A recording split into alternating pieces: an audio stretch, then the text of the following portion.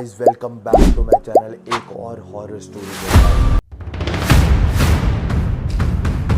तो चलिए कहानी शुरू करते हैं। उत्तर प्रदेश के रहने वाले हमारे सब्सक्राइबर अमित प्रजापति के एक पैकेज ड्रिंकिंग वाटर बनाने वाली फैक्ट्री में काम करते थे। जैसे बिस्लरी, किनले, इन सब में पानी की बॉटल्स होती है ना, ठीक उसी प्रकार की फैक्ट्री में वो पानी को प्योरीफाई करके उसे बॉटल में पैक करने का काम किया करते थे।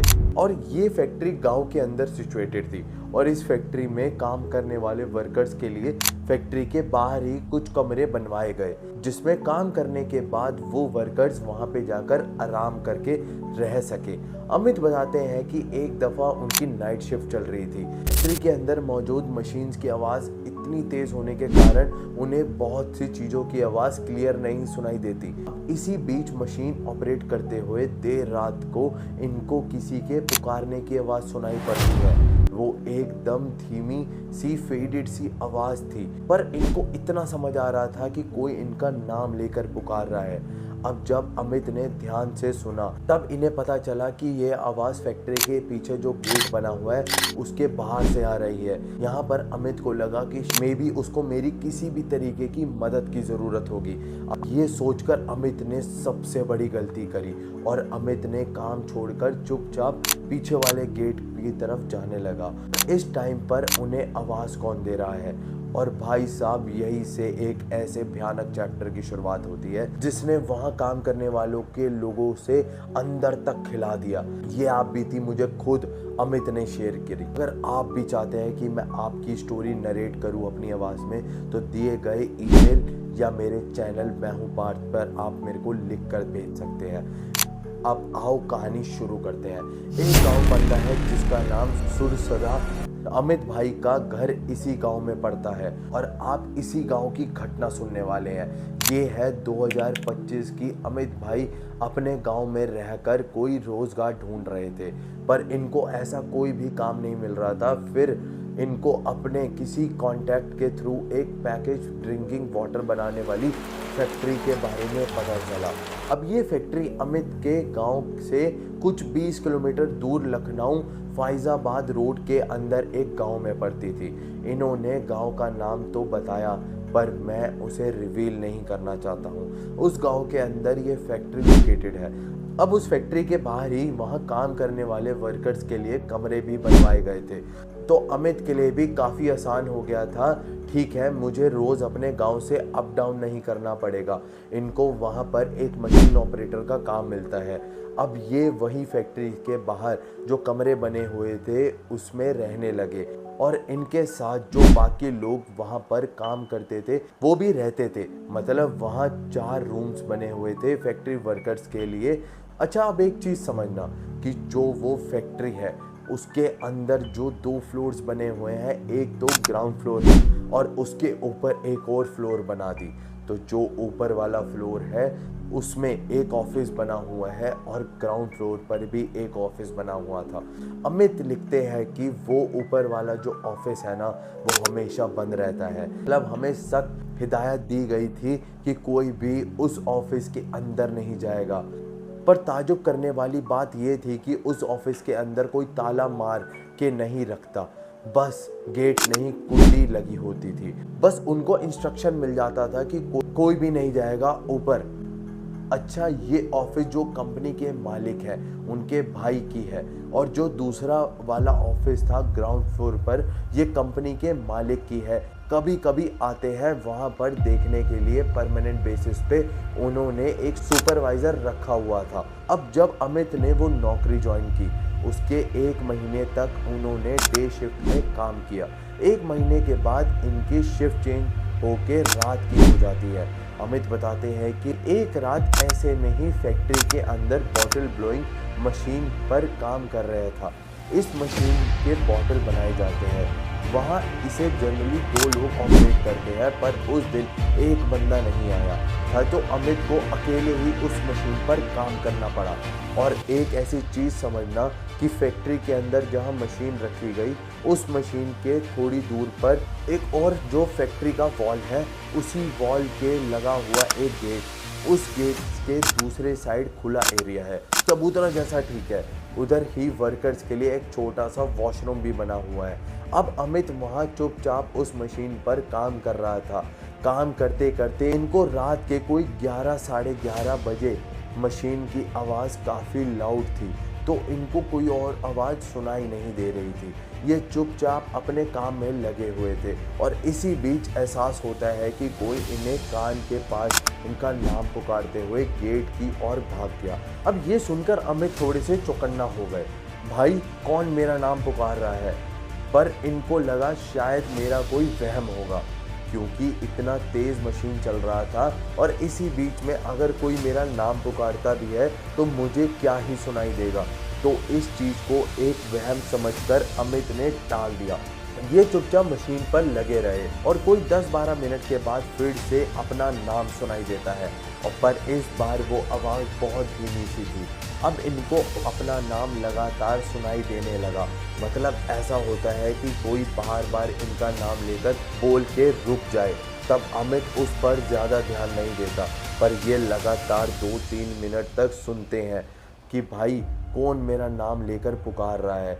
ये आवाज़ आ रही थी उसी पीछे वाले गेट से, और ये सब देखो कि इस समय अमित ने ऐसा एज्यूम किया कि जो उस मशीन पर दूसरा वर्कर काम करता है, जो आज नहीं आया फैक्ट्री के अंदर, में भी उसकी तबीयत बिगड़ गई हो, वो मुझे मदद के लिए पुकार रहा हो।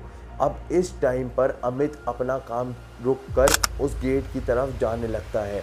उस गेट के पास जाकर पहले उसने कुंडी खोली और फिर चबूतरा वाला एरिया था और नज़र मारने लगा कि आखिर कौन मेरा नाम पुकार रहा था। अब उस चबूतरे के एकदम लास्ट के कोने में एक छोटा सा टीला जैसा बना हुआ था। उस टीले के ऊपर एक बल्ब लटक रहा था और उसी बल्ब के नीचे मैंने लेबर्स का वॉशरूम मेंशन किया था। वो बना हुआ था उसी बल्ब की रोशनी में। लेबर्स जो हैं उसी वॉशरूम को यूज़ करने जाते थे और फिर वापस फैक्ट्री में आकर काम करने लगते थे। अब अमित यहाँ पर उसी बल्ब की रोशनी में देखने लगता है, उधर इधर देख कि कौन था कि मेरा जो नाम बुला रहा था, पर कोई भी उसे दिखाई नहीं दिया। इन्होंने इनका जो साथी लेबर था जो आज एब्सेंट था, उसका नाम लेकर गाली देकर बोला कि तू है क्या रे, पर इसको अभी भी रिस्पॉन्स नहीं मिलता।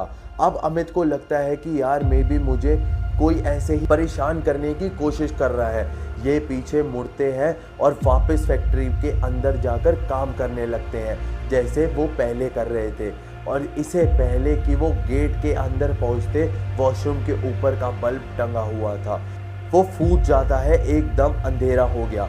उस एरिया में अमित ने एक बार पीछे मुड़कर देखा और इस बारी इसको अपने आसपास बहुत ही ज़्यादा गंदी स्मेल आने लगी। अब अमित गांव से बिलोंग करते थे, इसको बहुत अच्छे से पता था कि स्मेल आए तो उस पर टोकते नहीं हैं। ये बिना टोके चुपचाप गेट को बंद करते हैं और वापस आकर मशीन पर काम करने लगा। अमित का कलेजा तो यहाँ पर बहुत ही तेज़ी से धड़क रहा था, पर भाई इन्होंने जैसे तैसे खुद को मनाने की कोशिश की कि मैं भी कोई मेरे साथ का ही वर्कर होगा जो मुझे ऐसे ही परेशान कर रहा है। अब अपने दिमाग को बहलाने के लिए अमित फिर से मशीन को चलाने लगते हैं और कुछ देर के बाद ही जो मशीन है, जो उसके साइड में ही एक रिफ्लेक्टिव सरफेस है सिल्वर कलर का, उसी सिल्वर सरफेस पर कोई दिखाई देता है कि भाई इसके जस्ट पीछे कोई 6.5 या 7 फीट का बंदा खड़ा है। जब अमित यहाँ पर थोड़ा सा आगे बढ़ जाता है, एक ऐसी पोजीशन ले लेता है जिसे उसको अपनी तिरछी आंखों से वो बंदा पीछे वाला दिखाई दे सके। जब अमित ने एकदम हल्के से देखा, इसने पाया कि भाई वो बंदा अमित को बहुत बुरी तरीके से घूर रहा था। अब इसे पहले कि अमित कुछ भी रिएक्ट करता, अचानक ही वो फैक्ट्री की लाइट चली गई। एकदम घंघोर अंधेरा हो रखा था अंदर, और फिर वो बंदा पीछे खड़ा हुआ था ना, उसने अमित को पकड़ के उसका सर फैक्ट्री की मशीन पर लगा दिया। अब सर टकराने के बाद वो दोबारा अमित के पीछे खींच के ज़मीन पर पटक देता है। अब इसमें अमित बताते हैं कि भैया मुझे उस टाइम पर ऐसा लग रहा था कि वो जो भी है वो मुझसे बोल रहा है इनडायरेक्टली कि यहाँ पर काम मत करो, चले जाओ यहाँ से। अमित बिना कोई रिस्क लिए चुपचाप फैक्ट्री के बाहर निकल जाते हैं। और जब ये फैक्ट्री को एग्जिट डोर पर पहुंचा, जब इसने एक बारी पीछे मुड़कर वो जो ऊपर ऑफिस में बना हुआ था उसकी ओर देखा, और भाई इस टाइम पर अमित को एहसास हुआ कि उस ऊपर वाली ऑफिस के बाहर खड़े होकर कोई अमित को लगातार देखे जा रहा था।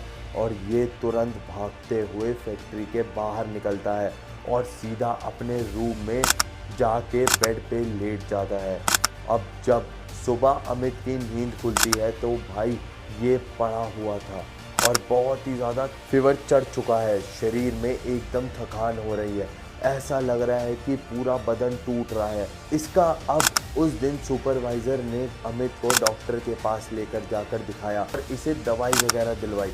शाम तक जब अमित को आराम नहीं आता, फिर सुपरवाइज़र बोलता है कि बेटा एक काम करो, तुम अपने गांव चले जाओ वापस, जब ठीक हो जाना पूरी तरीके से तो वापस आ जाना काम पर। अब उस फैक्ट्री से अमित के गांव पहुंचने में कोई 45 से 40 मिनट का टाइम लगता है।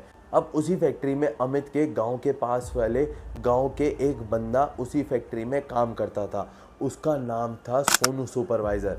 सोनू ने बोला एक काम करो, तुम अमित को लेकर उसके गांव चले जाओ और उसे घर पर ड्रॉप कर देना, ऐसे अकेले तो नहीं जा सकता, ये इसकी तबीयत ठीक नहीं है। अब सोनू बोलता है कि ठीक है मैं भी जाता हूँ, 1-2 दिन अपने घर पर ही रहकर वापस आ जाऊँगा। सुपरवाइज़र से छुट्टी लेकर सोनू और अमित अपने गांव के लिए निकल जाते हैं। अब ये लोग उस सुपरवाइज़र की स्प्लेंडर बाइक लेकर निकल ही रहे थे। अमित लिखते हैं कि भैया हमारे गांव पहुंचने के टोटल 3 रास्ते हैं और उन 2 रास्तों पर कब्रिस्तान है, एक रास्ता नॉर्मल था, हमने वो नॉर्मल वाला रास्ता चूज़ किया। गांव पहुंचने के लिए अभी इन दोनों को अपने गांव के करीब पहुंचते पहुंचते कोई रास्ते के 9 बज गए। अब देखो जिस रास्ते से ये लोग आ रहे थे उसी रास्ते पर एक पीपल का पेड़ भी था। उस पीपल के पेड़ कोई 40-50 मीटर पहले एक रास्ता कटता है जो अमित की गांव की ओर जा रहा था। अब देखो गांव देहात में रात के 9 बजे सब लोग खा पीकर सो जाते हैं। भाई उस रोड पर एकदम सन्नाटा था, उस पूरे रास्ते बस इनकी ही मोटरसाइकिल थी। रोड पे ये बताते हैं कि जैसे ही हम लोग टर्न के पास पहुँचे, हमें उस पीपल के पेड़ से किसी बहुत तेज़ दर्द भरी आवाज़ सुनाई दी, वो लगातार मदद के लिए चीखती जा रही थी। अब यहाँ पर अमित और सोनू दोनों बहुत ही ज़्यादा डर गए थे।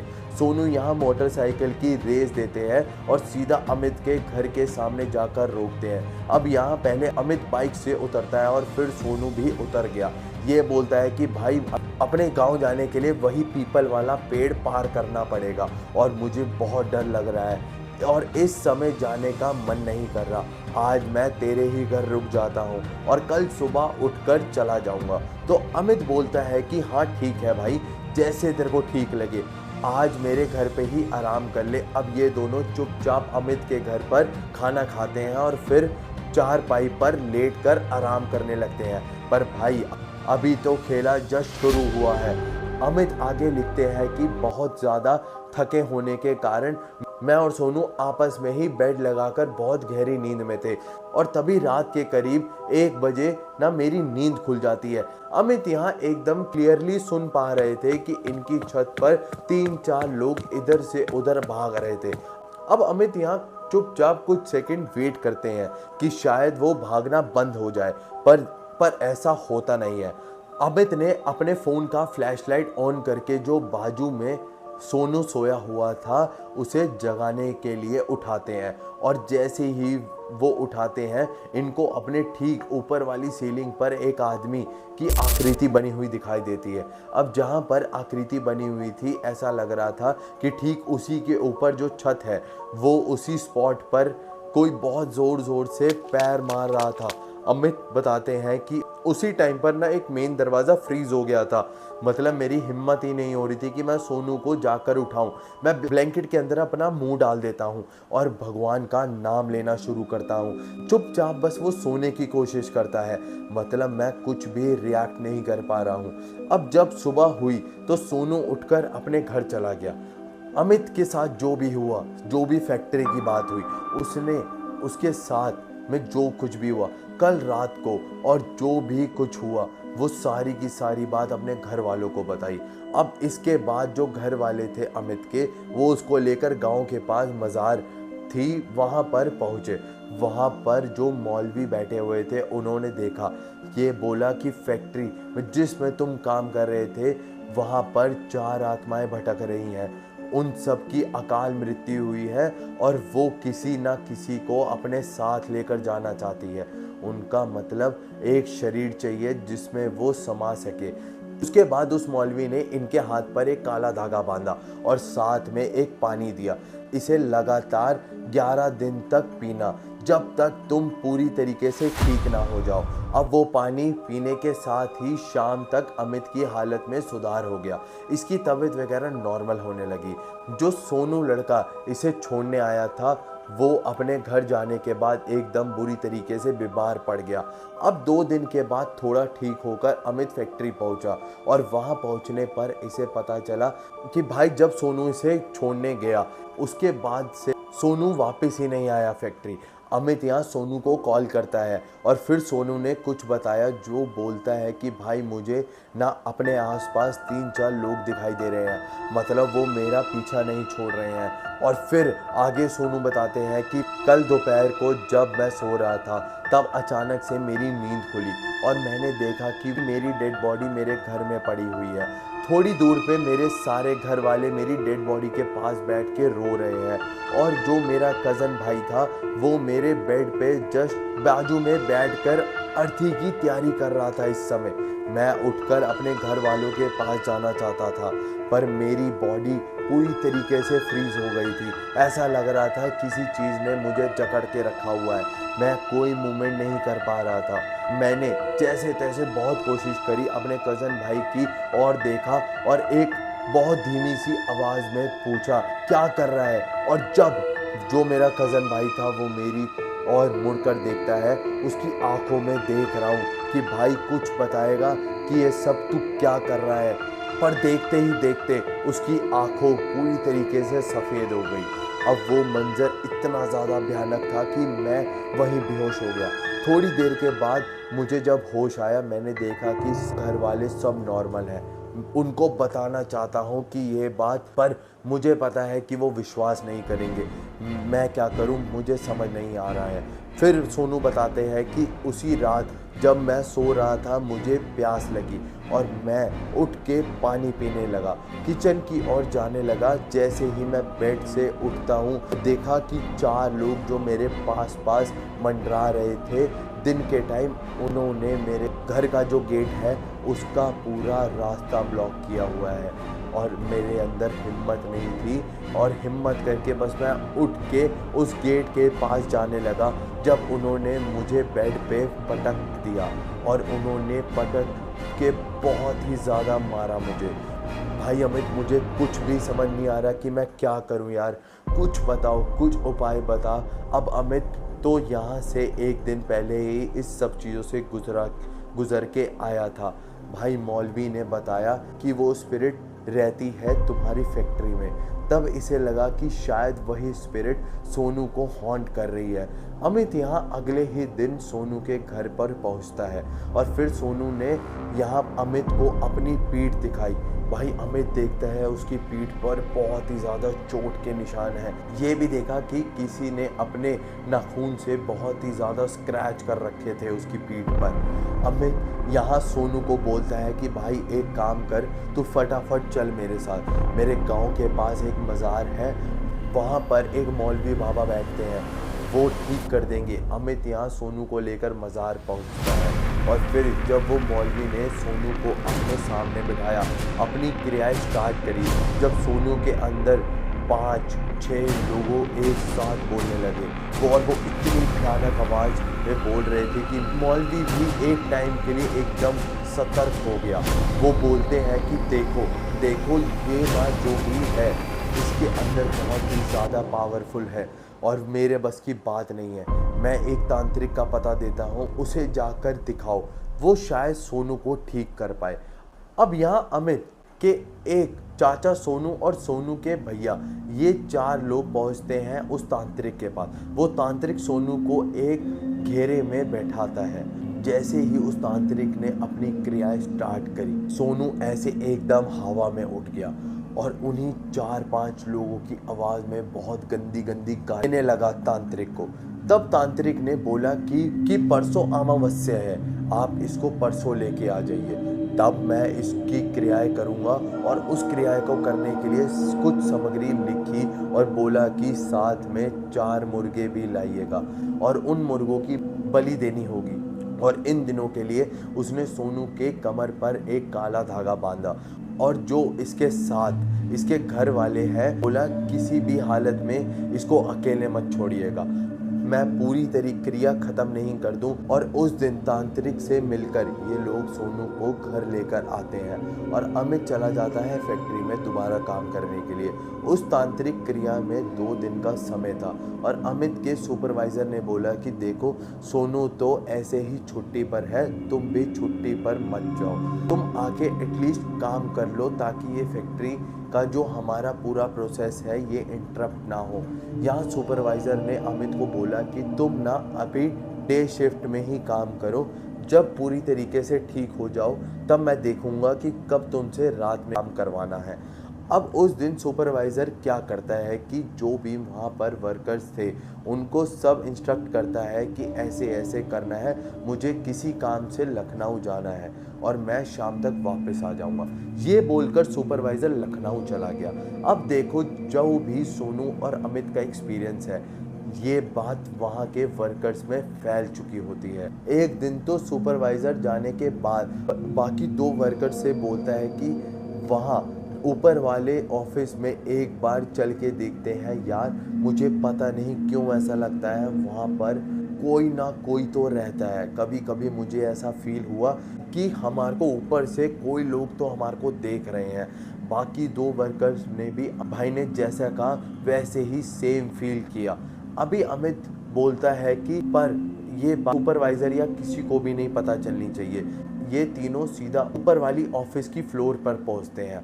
अमित बताते हैं कि उस ऑफिस की सिर्फ कुंडी लगी हुई थी, तो कुंडी खोल के हम 3 अंदर घुस गए। उस ऑफिस के हर तरफ एकदम धूल जमा हुई थी। हमने तो आज तक किसी को भी उस ऑफिस के अंदर जाते हुए नहीं देखा, पर जब हम वहां पहुंचे तब भाई हमने पाया कि जो ऑफिस की चेयर है ना, उस पर किसी के पैरों के निशान थे। अभी हम कुछ भी नहीं समझ पाते इससे पहले कि ऑफिस के अंदर का पंखा चालू हो गया। अब भाई जैसे ही पंखा चालू हुआ, हम 3 बहुत ही ज़्यादा डर गए। हम में से किसी ने भी फ़ैन ऑन नहीं किया था।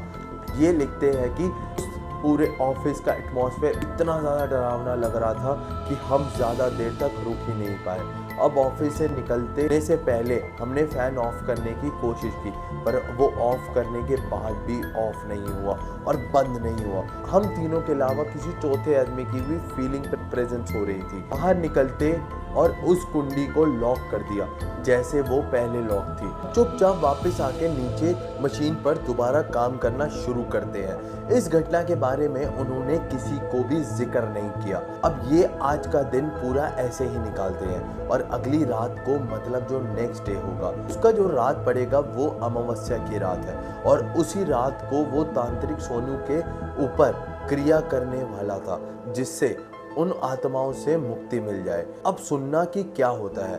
अब देखो, जैसे मैंने आपको बताया कि फैक्ट्री के जस्ट बाहर रूम बने हुए थे, वहाँ पर वर्कर्स को रहने के लिए जगह मिली हुई थी।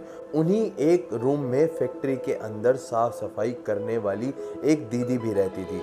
उनका बेटा भी उन्हीं के साथ रहता था। अब अगली सुबह जब अमित और उसके बाकी साथी सभी सो ही रहे थे, अचानक से इनको अपनी उस दीदी के चिल्लाने की आवाज़ सुनाई दी। एकदम सुबह सुबह का टाइम था। उस दिन दीदी के चिल्लाने की आवाज़ सुन के इन सब की नींद खुल जाती है। अब ये सब जैसे ही उठकर बाहर निकलते हैं, तब ये देखते हैं कि दीदी अपने बेटे को लेकर वहीं बाहर बैठी हुई है। उनका बेटा बेहोश पड़ा हुआ है। इन लोगों ने उनके बेटे के ऊपर पानी फेंक डाला और छींटे मारे और उसे ले जाकर बेड पर लिटाया और कोई आधे घंटे के बाद लड़के की आँख खुली। आँख खुलने पर उस बच्चे ने बताया सुबह उठकर वो फैक्ट्री के पीछे जो बेसन बना हुआ है वहाँ खड़े होकर ब्रश कर रहा था। अभी ज़्यादा उजाला हुआ ही नहीं था, सुबह के 5 ही बज रहे थे और तभी वो बच्चा देखता है कि इसके और ना एक बहुत ही लंबा चौड़ा आदमी, उसके बहुत ही बड़े नाखून, लंबे बाल, ये चेहरे के एक साइड पूरा काला था कि और एकदम धीरे धीरे कदम बढ़ा रहा था। अब जैसे ही उस लड़के ने उस आदमी का भयानक चेहरे को देखा वैसे ही चिल्ला के बेहोश हो गया। अब चिल्लाने की आवाज़ सुनकर दीदी पहुंची। बेटे को देखने के बाद ये पाती है कि वो इनका बेटा वॉश बेसिन के पास बेहोश पड़ा हुआ है। अब ये पहले से ही दीदी ने इतना कुछ सुन कर रखा था कि भाई यहाँ अमित और सोनू के साथ ऐसा हो रखा है। तब दीदी ने डिसाइड करा कि मैं यहाँ नहीं रहूँगी। अब ये उस दिन अपने बेटे को लेकर गांव से चली जाती हैं। अब देखो सुबह सुबह ये अब हुआ। अब रात को ही तांत्रिक सोनू के लिए क्रिया करने वाला था। शाम तक काम वाम खत्म करके जैसे तांत्रिक ने बोला 4 मुर्गे को लेकर सोनू और अमित के घर वाले पहुंचते हैं तांत्रिक के पास। तांत्रिक वहां पर तांत्रिक फिर से सोनू को सर्कल के अंदर बिठा देता है और उसने क्रिया शुरू करता है। क्रिया खत्म होने के बाद उसने 4 मुर्गों की बलि दी। अब ऐसे ही बलि दी, भाई साहब ये लोग देखते हैं कि सोनू अपनी जगह से उठकर कच्चा ही उन 4 मुर्गों को खा गया। मतलब ऐसे मांस को फाड़ फाड़ कर खा रहा था जैसे इतने सालों से भूखा हो। तांत्रिक ने अपनी क्रिया खत्म करी और बोला देखो अभी के लिए मैंने उन आत्माओं को जो है बांध दिया है अपने मंत्रों द्वारा। मैं फिलहाल कुछ मिश्री के दाने दे रहा हूँ और ये मिश्री रोज सुबह सुबह सोनू को खिलाना और ठीक अगली अमावस्या में 4 और तांत्रिक को लेकर आऊँगा और ठीक अगली ही अमावस्या में दोबारा सोनू को लेकर आना। मैं और 4 तांत्रिक को लेकर आऊँगा और हम एक बड़ी पूजा करेंगे। उसके बाद ही सोनू पूरी तरीके से उसे मुक्ति मिल पाएगी। अब भाई पूरा झाड़ फूक होने के बाद ये लोग सोनू को घर लेकर आते हैं और घर पर उसकी देख रेख स्टार्ट होने लग गई है। दिनों तक सोनू को वो मिश्री खिलाई गई, हालत थोड़ी सी नॉर्मल होने लगी। तीसरे दिन इसे बहुत ही ज़्यादा तेज़ फीवर चल रहा था। जैसे दिन पास हो रहा था इसकी हालत और ज़्यादा बिगड़ने लगती है। 5वें 6ठे दिन आते हैं, सोनू ना एक अलग सी आवाज़ में अपने घर वालों से बात करने लगता है। घर वालों को ऐसा लग रहा था कि भाई ये इनका सोनू है ही नहीं और इसके अंदर से कोई बोल रहा है। एकदम चिड़चिड़ाता हुआ सा रहने लगा था। कभी कभी दोपहर में जाके अपने बिल्कुल छत के एज पर खड़ा हो जाता था और नीचे से लोग देखते थे उसको ऐसे डांटता था और गालियाँ देता था। फिर इसके घर वाले उसको नीचे लेकर आते थे और हालत ज़्यादा बिगड़ने लगती थी। फिर जो इसने टॉयलेट और पोटी करता था उसे वो खाने भी लग जाता था। हालात बहुत ज़्यादा बिगड़ने लग गए थे। ऐसा लग रहा था कि सोनू के शरीर कोई चूस रहा है, एकदम सूखता जा रहा है। और इसी बीच इसके घर वाले बात कर रहे होते हैं कि तांत्रिक तो अमावस्या की रात बोल कर गया है कि क्रिया करने के लिए उनके इस क्रिया में अभी काफ़ी दिन है। हम लोग कल किसी अच्छे पंडित को घर पर लेकर आते हैं और उनसे बोलते हैं कि सोनू पे कुछ कराया गया है, इसे नॉर्मल कराएं। अब ये सब शाम को डिस्कस कर रहे होते हैं। सोनू के घर वाले रात को खाना खा के सो रहे होते हैं। सोनू की जो माँ है वो उनके साथ ही सो रही थी। अगली सुबह सब लोग सो के उठे पर सोनू भाई नहीं उठा। ये लोग देखते हैं कि सोनू की डेथ हो चुकी है। स्पिरिट थी सोनू के अंदर जो इनकी प्लानिंग को सुन रही थी। ये अगले दिन पंडित को लेकर आने वाले थे। मेरे ऊपर क्रिया करने के बाद मैं इन लोगों ने फ़ोन करके तांत्रिक पंडित सबको बुलाया। उनको लगा कि शायद हम कुछ करवाएंगे, मतलब ये लोग कुछ क्रिया कराएंगे। तब सोनू उठ गया तो इनका सोनू उठ जाएगा। अब वो लोग भी आकर अपना कुछ फॉर्मेलिटी करते हैं क्योंकि उनको तो देखो ऑलरेडी पता ही था कि वो मर चुका है। पर इनके परिवार की संतावना के लिए इन्होंने अपना जो भी किया वो सब किया कि कोई फ़ायदा नहीं हुआ।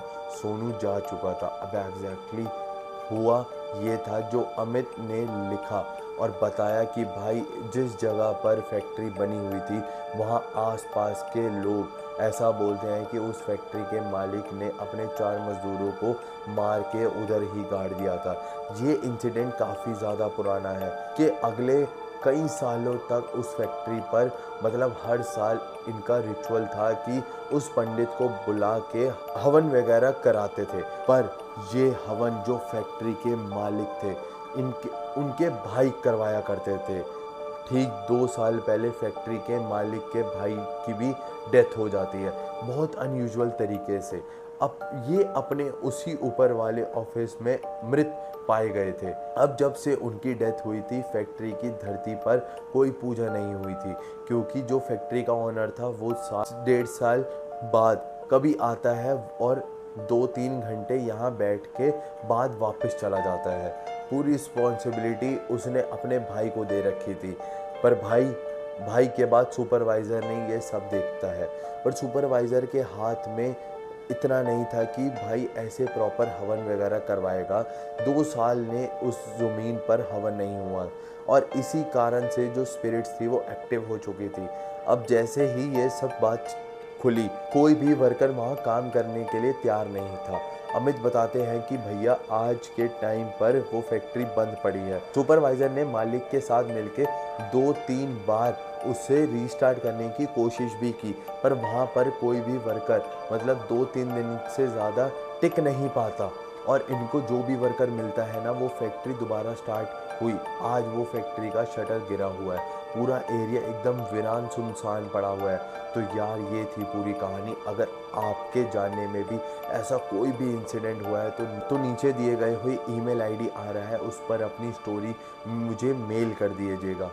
मिलते हैं अपने अगली वीडियो में, तब तक के लिए अपना ध्यान रखो। हर हर महादेव।